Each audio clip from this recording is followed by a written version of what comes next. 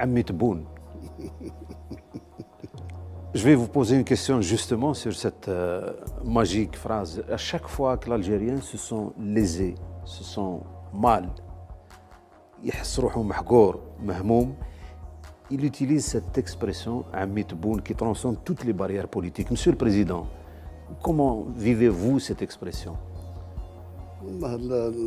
Je la vis très sentimentalement. يعني أنا من زمان عندي عاطفة على الشباب بصفة عامة، لأنهم مشيغ المستقبل ما هو شعار. قاعد الناس يقولوا باللي شباب مستقبل، ولكن بالأخص في الظرف هذا فيها احترام وفيها حنين وفيها الأبوية. الحمد لله الحمد لله. يعني لما توصل لهذه العلاقة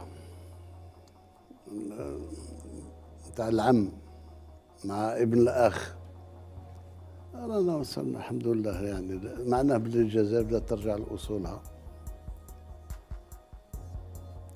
الله يحميهم.